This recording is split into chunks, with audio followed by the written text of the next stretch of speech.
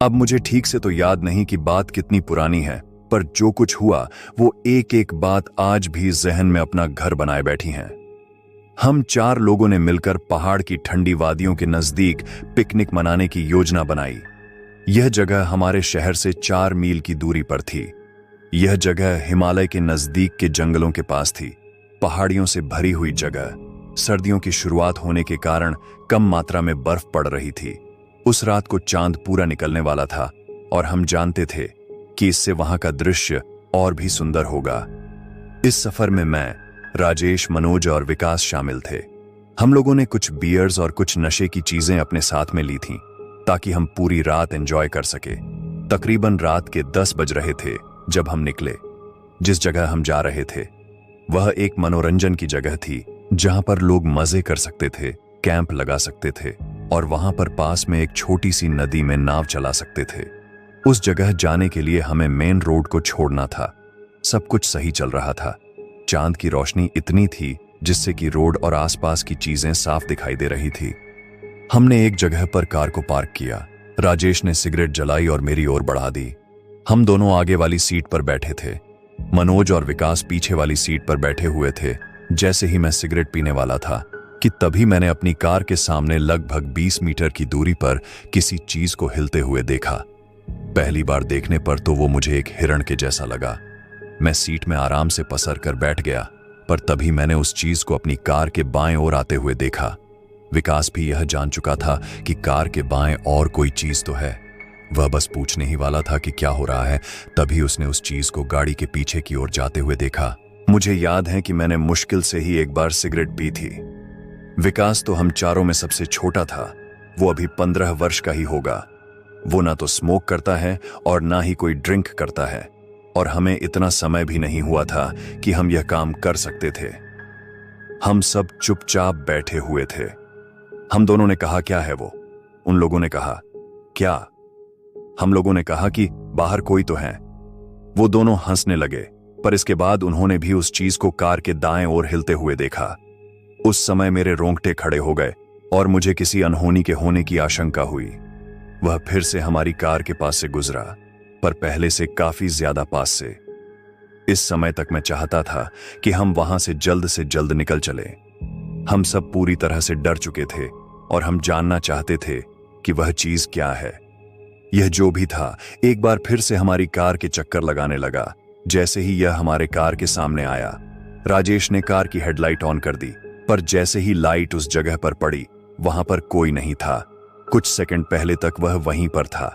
जब राजेश ने एक बार फिर से कार की हेडलाइट ऑन की तो वह फिर से कार के बाएं ओर आ गया, पहले से भी बहुत ज्यादा पास में। हम नहीं जानते थे कि वह क्या था। इस समय तक विकास काफी ज्यादा डर चुका था और साथ में मैं भी। हम सभी राजेश पर चिल्लाए कि हम सबको यहां से निकालो। वह भी हमारी ही तरह डरा हुआ था। उसने गाड़ी को स्टार्ट किया और आगे जाने की बजाय वह गाड़ी को रिवर्स में ले गया ताकि हम पीछे से होते हुए उस जगह से मेन रोड पर पहुंच सके। हम किसी तरह से चलते फिसलते हुए ऊपर चढ़ते हुए मेन रोड पर आ पहुंचे। हमने सोचा कि अब सब कुछ ठीक है, पर तभी मैंने अपनी जिंदगी की सबसे डरावनी चीज का अनुभव किया, जिसे शायद ही मैंने पहले कभी महसूस किया हो। जैसे ही हम ऊपर चढ़े, हमने देखा कि कार की हेडलाइट की रोशनी जहां पर जाकर खत्म हो रही थी, उस जगह पर एक जानवर खड़ा था। वह उस जगह पर एक ऐसे आदमी की तरह खड़ा था जो पूरी तरह से बड़े बड़े बालों से ढका हुआ हो तथा बहुत ही डरावना हो। जब उस पर लाइट पड़ी तो वह मुड़ा। अब हम उसको पूरी तरह से देख पा रहे थे। वह मेरी ही आंखों में देख रहा था और कसम से उस समय मेरी दिल की धड़कन बस रुकने ही वाली थी। उसकी आंखों की जगह गहरे काले गड्ढे थे और उसकी आंखों में दहशत और पागलपन के सिवा और कुछ दिखाई नहीं दे रहा था। ऐसा बस कुछ सेकंड के लिए ही हुआ था कि तभी राजेश ने कार की स्पीड बढ़ाई। वह उसको कार से टक्कर मारना चाहता था, पर वो जानवर वहां से बड़ी ही तेजी से गायब हो गया, मानो जैसे वह पहले कभी वहां था ही नहीं। वो हेडलाइट की रोशनी से क्यों डरता था ये तो मैं नहीं जानता, पर जितनी तेजी से हो सके हम उतनी तेजी से उस जगह से निकल गए। बाहर बहुत ठंड थी और ठंड के इस समय में बाहर न तो कोई आदमी होता है और ना ही कोई दुकान खुली होती है, और दूसरी बात वह इलाका बिल्कुल सुनसान था और रात के इस समय में वहां मुश्किल से ही कोई गाड़ी दिखाई देती थी। हम नहीं जानते कि वो क्या था और वह कहां से आया था। खैर, जैसे तैसे हम अपने पिकनिक वाले स्थान पर पहुंच गए। हमने अपना कैंप लगाया और एंजॉय करने लगे। बियर की बोतल खोली और ठंडी रात में आग के आगे बैठकर बियर का मजा लेने लगे। विकास ने भी आज बियर की बोतल लेकर अपनी पहली बियर कुछ इस तरह पी जैसे वो अपने बड़े होने का सबूत दे रहा हो। हम मौज मस्ती करते रहे और बातें करते रहे। तभी दूर से कोई आता हुआ दिखाई दिया। हम घबरा गए, कहीं वही जानवर फिर से तो नहीं आ गया। हम ये सोचने लगे हुए थे, पर कुछ देर बाद हमें साफ साफ दिखने लगा वो हमारे काफी नजदीक आ चुका था। हमने देखा कि एक नौजवान ठंड में कांपते हुए हमारे नजदीक आ रहा था। उसने हमसे कहा कि मैं कुछ देर के लिए यहां आग के पास बैठ सकता हूं, मुझे बहुत ठंड लग रही है। हमने उसे अपने पास बिठाया और पीने के लिए एक बियर की बोतल दी। उसने हमारा आग्रह स्वीकार किया और फिर हम बातें करने लगे। उसने बताया कि वो इसी तरह नई नई जगह पर जाता रहता है और पर्वतों तथा जंगलों में घूमकर नई नई जड़ी बूटियों की खोज करता रहता है। आज उसे यहां ज्यादा देर हो गई, ठंड भी बढ़ चुकी थी और मैं साथियों से भी बिछड़ चुका हूं। अगर मैं थोड़ी देर में वापस नहीं लौटा तो वो मुझे जरूर ढूंढने आएंगे। तब तक मैं आप लोगों के साथ समय बिता लेता हूं। हमने कहा, क्यों नहीं, हमें भी एक नए व्यक्ति की बातें सुनने को मिलेगी। कब से चारों की बातें सुन सुनकर परेशान हो चुके थे। फिर उसने पूछा, आप लोग इतनी रात को क्या कर रहे हो यहां? क्या आप लोगों को नहीं पता कि यहां एक मानव भेड़िया घूमता रहता है? हम सब हंसने लगे और कहने लगे, ऐसा कुछ नहीं होता है, सब किस्से कहानियों में होता है। उसने कहा, मजाक नहीं है ये, मैं जानता हूं एक सच्ची कहानी की कैसे एक खूनी दरिंदा मानव भेड़िया एक खूनी भेड़िया ना रहा और कैसे भेड़िया मानव को एक लड़की से सच्चा प्यार हो गया और वह उसके लिए कुछ भी करने को तैयार हो गया। हम बोले, चलो सुनाओ वो कहानी, हमारा भी वक्त गुजर जाएगा। उसने कहानी सुनानी शुरू की। मेरी यह कहानी है एक भेड़िया की जो अपने अस्तित्व के लिए लड़ रहा है। वह कभी जीतता है तो कभी हारता है, लेकिन कभी हिम्मत नहीं छोड़ता है। यह भेड़िया मनुष्यों की तरह जीवन व्यतीत करता है क्योंकि यह मनुष्य का भी रूप ले सकता है। लेकिन सच में यह पहले ऐसा नहीं था, उसे तो ऐसा एक घटना ने ऐसा कर दिया जो मैं आपको बताने जा रहा हूं। बहुत समय पहले की बात है कि एक लकड़हारा था। वह जंगल में जाकर लकड़ियां लाता था और अपना खाना बनाता था। एक बार उसे जंगल में रात हो गई। वह डरने लगा कि कहीं कोई जंगली जानवर उसे काट ना ले। वह हिम्मत करके अपना काम करता रहा, लेकिन एक भेड़िया उसे बहुत दूर से घूर रहा था। वह उसका मांस खाना चाहता था। जब लकड़हारा जाने लगा तो भेड़िया ने पीछे से उस पर हमला कर दिया। लकड़हारा पहले ही सतर्क हो गया था क्योंकि उसने भी भेड़िए को देख लिया था। उसने बचने की कोशिश की, लेकिन वह नहीं बच पाया। भेड़िए ने उसकी गर्दन पर घाव कर दिया। फिर भी उसने हिम्मत दिखाई और वहां से बचकर भाग गया। घर जाकर उसने दवाई ली और कुछ दिनों में वह बिल्कुल ठीक हो गया। वह फिर से अपनी दिनचर्या में लग गया। लेकिन वह भयानक रात आ ही गई जब सब कुछ बदलने वाला था। वह रात पूर्णिमा की रात थी। सुबह से ही उस लकड़हारे का मन किसी काम में नहीं लग रहा था। उसे आभास हो गया था कि अब कुछ घटित होने वाला है। जब रात्रि के 12 बजे तब उसका शरीर बिल्कुल सुन्न पड़ गया। उसके शरीर का आकार बढ़ने लगा और देखते ही देखते वह एक विशालकाय भेड़िया बन गया। पूरे शरीर पर बाल उगाए, हाथ पांव भयानक नुकीले नाखूनों से भर आए, आंखें हरी रंग की बन गई, दांत भयंकर मांसाहारी जानवर की तरह बन गए। वह पूरी तरीके से मानव भेड़िया में बदल चुका था। अब वह शहर की तरफ भागा। उसने सबसे पहले एक नौजवान को अपना शिकार बनाया जो सड़क पर जा रहा था। फिर वह जंगल में चला गया। अब हर रात वह भेड़िया बनने लगा। उसे भी इसमें मजा आने लगा और वह शिकार करने लगा। धीरे धीरे पूरे शहर में दहशत फैल गई और सभी लोग घर में छिपकर रहने लगे। सभी ने रात में घूमना बंद कर दिया। यह सिलसिला ऐसे ही चलता रहा। एक रात को एक बहुत ही सुंदर लड़की अपने घर की बालकनी में खड़ी हुई पूर्णिमा के चांद को निहार रही थी और अपने ख्यालों में गुम कुछ सोच रही थी। तभी उसको यह आभास हुआ कि जैसे कोई उसे छुपकर देख रहा है। वो पीछे मुड़कर देखने ही वाली थी कि उसकी मां ने अंदर से आवाज दी, रोहिणी अंदर आ जाओ, खाना नहीं खाना है क्या? वह तुरंत भाग के अंदर चली गई और खाना खाकर सो गई। कुछ देर बाद उसे सोते हुए एक सपना आया।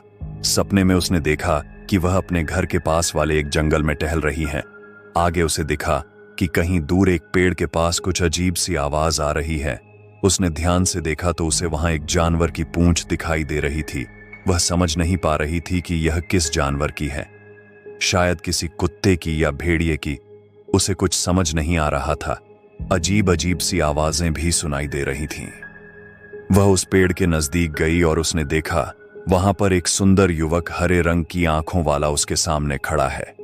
वह उसे देखकर चौंक गई और पूछने लगी कि तुम इस जंगल में क्या कर रहे हो, कहां रहते हो? वह नौजवान कुछ जवाब दे पाता इससे पहले ही घड़ी ने अलार्म की आवाज बजनी शुरू कर दी और रोहिणी की नींद टूट गई। उसने घड़ी में समय देखा और उठकर जल्दी जल्दी कॉलेज के लिए तैयार हो गई। जब वह कॉलेज पहुंची तो वहां पर एक दो अध्यापक के अलावा अन्य कोई अध्यापक मौजूद नहीं था, इसलिए उसके सभी क्लासेस खाली ही जा रही थीं। तो वह पार्क में एक बेंच पर अकेली बैठकर रात वाले सपने के बारे में सोचने लगी। तभी उसे एहसास हुआ कि जैसे कोई उसके पास आकर खड़ा हो गया है। उसने अपना सिर ऊपर करके देखा तो वह अचंभित रह गई। उसके सामने वही हरी आंख वाला लड़का खड़ा था जिसको उसने सपने में देखा था। लड़की ने उससे पूछा कि तुम कौन हो, यहां क्या कर रहे हो? लड़के ने जवाब दिया कि मेरा नाम आकाश है, मैं इस शहर में नया आया हूं, आज ही इस कॉलेज में एडमिशन लिया है, मेरा कोई दोस्त नहीं है। तुम्हें यहां अकेले बैठा देखा तो सोचा कि तुमसे बातें कर लूं। फिर रोहिणी ने पूछा तुम कौन सी कक्षा में पढ़ते हो? आकाश ने जवाब दिया कि मैं बीकॉम फर्स्ट ईयर का छात्र हूं। रोहिणी झट से बोली अरे मैं भी तो उसी क्लास में पढ़ती हूं। फिर दोनों बातें करते रहे और कॉलेज की छुट्टी के बाद दोनों अपने अपने घर चले गए। अब वह दोनों रोज कॉलेज में मिलते और रोज बातें करते। यह सिलसिला काफी दिनों तक ऐसे ही चलता रहा। धीरे धीरे दोनों एक दूजे के काफी नजदीक आ चुके थे। अब दोनों एक दूसरे को बहुत प्यार करने लगे थे। एक दिन रोहिणी अपने घर पर अकेली बैठी हुई बोर हो रही थी। उसने सोचा क्यों ना थोड़ी देर बाहर जंगल की ओर घूम कर आ जाऊं, और वह जंगल की ओर घूमने निकल गई। थोड़ी दूर आगे चलकर उसने देखा कि कोई उसे काफी देर से टकटकी बांधे हुए देखे जा रहा है। उसे लगा कि जैसे कोई भेड़िया उसे घूर रहा है और उस पर हमला करने वाला है, परंतु वह भेड़िया सिर्फ उसे देखे जा रहा था और अपनी जगह से हिल भी नहीं रहा था। रोहिणी कुछ समझ नहीं पाई और वो काफी डर चुकी थी। डर के मारे उसकी कपकपी छूटने लगी थी और वह भागते भागते अपने घर पहुंची। डरी सहमी सी वह अपने बिस्तर में जाकर लेट गई। थोड़ी देर बाद उसकी मां ने उसको आवाज लगाई, परंतु रोहिणी अभी भी डर से कांप रही थी। जब मां को रोहिणी का कोई भी उत्तर नहीं मिला तो मां उसके कमरे में गई और उससे पूछा कि क्या हुआ बेटा? मां देख चुकी थी कि वह डरी हुई है। रोहिणी मां के गले लगी और जोर जोर से रोने लगी। रोते रोते उसने बताया कि मां हमारे पास वाले जंगल में बहुत ही भयानक भेड़ियां हैं। बड़ी मुश्किल से मैं अपनी जान बचाकर आई हूं आज। मां ने बोला तू घबरा मत, मैं अभी वन विभाग को फोन करके भेड़िए के बारे में बताती हूं, वो उसको पकड़ कर ले जाएंगे या इसे कहीं और घने जंगल में दूर छोड़ आएंगे। फिर रोहिणी आंखें बंद करके सो गई। कुछ देर बाद मां रोहिणी को जगाने आई। उठ जा बेटा, देख तेरा कोई कॉलेज वाला दोस्त मिलने आया है। रोहिणी ने बाहर आकर देखा तो सामने उसके आकाश खड़ा था। आकाश ने उससे कहा चलो आओ, आज हम कहीं बाहर घूमने चलते हैं।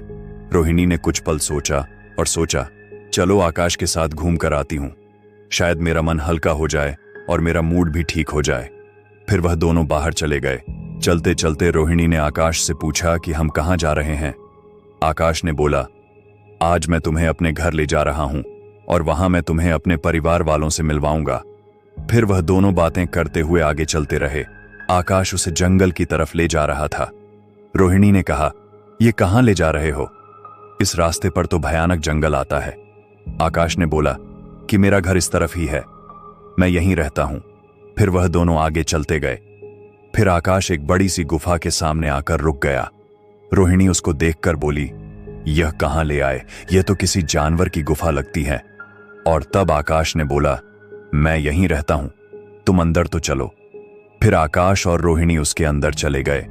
अंदर जाने के बाद आकाश ने अपने परिवार वालों को आवाज लगाई, बोला कि देखो मैं किसे लाया हूं मिलवाने के लिए। थोड़ी देर में वहां से भेड़ियों के गुर्राने की आवाजें आने लगी और दो भेड़िए बाहर निकल कर आए। उन्हें देखकर रोहिणी डरने लगी। डरते डरते बोली आकाश, ये दोनों कौन हैं? मुझे बहुत डर लग रहा। आकाश ने कहा, डरो नहीं, यह मेरे माता पिता हैं। और फिर वह दोनों तुरंत ही मनुष्य रूप में रोहिणी के सामने आ गए। यह सब देखकर रोहिणी बहुत घबरा रही थी, कुछ बोल नहीं पा रही थी। आकाश ने रोहिणी से कहा, मैं तुमसे बहुत प्यार करता हूं और मैं तुम्हें अपनी पत्नी बनाना चाहता हूं, इसलिए मैं तुम्हें आज अपने माता पिता से मिलवाने लाया हूं।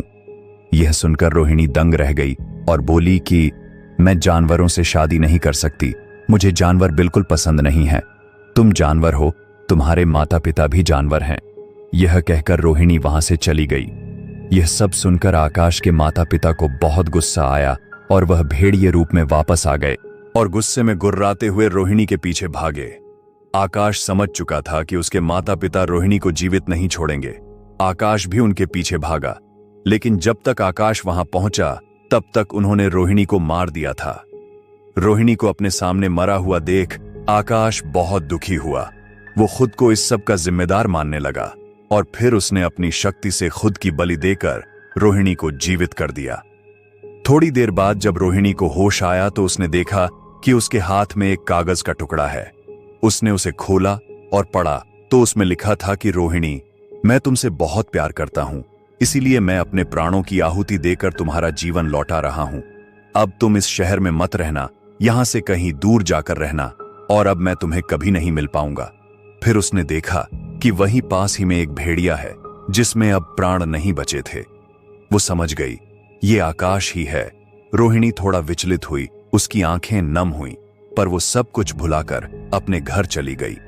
कुछ दिनों बाद रोहिणी की माताजी का ट्रांसफर हो गया। अब रोहिणी अपनी माताजी के साथ एक नए शहर में थी। उधर आकाश के माता पिता को भी अपने किए पर पछतावा हो रहा था कि उन्होंने अपने बेटे को खो दिया। इसलिए उन्होंने पूर्णिमा की रात का इंतजार किया। इस दिन भेड़ियों की शक्तियां बहुत अधिक बढ़ जाती हैं और कुछ रूहानी शक्ति भी उन्हें मिलती है। इसी का फायदा उठाकर उन्होंने अपने बेटे आकाश को फिर से जीवित कर दिया। आकाश जीवित तो हुआ, परंतु रोहिणी को अभी भी नहीं भुला पा रहा था। एक दिन उसने अपनी शक्ति का प्रयोग करके देखा कि रोहिणी कहां पर है, तो उसे पता चला कि वो एक नए शहर में है और फिलहाल एक नौकर की तलाश में है। आकाश ने अपना वेश बदला और रोहिणी के घर नौकर का काम करने के लिए उसके घर गया। उसकी मां ने उसे अपने यहां नौकरी दे दी। क्योंकि उसने वेश बदला हुआ था तो रोहिणी उसको पहचान नहीं पाई। अब आकाश रोज रोहिणी को देखा करता और उसके प्यार को महसूस करता, परंतु कुछ कह नहीं पाता। रोहिणी की मां सुबह ही अपने ऑफिस चली जाती और शाम को घर वापस आती। तब तक रोहिणी अकेली रहती। एक दिन पड़ोस के आवारा लड़के रोहिणी के घर में घुस गए और उसको छेड़ने लगे। आकाश से यह सहन नहीं हुआ और अपने असली रूप में आकर सबको उठाकर बाहर फेंक दिया। रोहिणी ने तुरंत आकाश को पहचान लिया और डरती डरती बोली कि तुम तो मर चुके थे, फिर यहां कैसे? आकाश ने उसको सारी बात बता दी और बोला कि अब मुझे यहां से जाने के लिए मत कहना, मैं तुमसे बहुत प्यार करता हूं, मैं बस तुम्हारे पास रहना चाहता हूं, तुम्हारे बिना नहीं रहा जाता है, मैं तुम्हें तंग नहीं करूंगा, मुझे यहीं रहने दो, रोज तुम्हें देख लूंगा तो दिल को तसल्ली मिलती रहेगी। रोहिणी उसकी बातों से पिघल गई, क्योंकि अंदर ही अंदर प्यार तो वो भी बहुत करती थी उसको, पर उसका वो भेड़िए वाला रूप उससे डरती थी और बोली, ठीक है, तुम यहां रह सकते हो। ऐसे दिन बीतते गए। आकाश घर का सारा काम करता रहता और रोहिणी को प्यार भरी नजरों से देखता रहता, पर कुछ कहता नहीं। रोहिणी को भी उसके होने से सुरक्षा का भाव महसूस होता। एक दिन उसकी मां ने बताया कि ऑफिस के काम से मैं कल 3-4 दिन के लिए बाहर जा रही हूं, पर क्या करूं, तेरी चिंता सता रही, इस तरह तुझे अकेली छोड़कर कैसे जाऊं?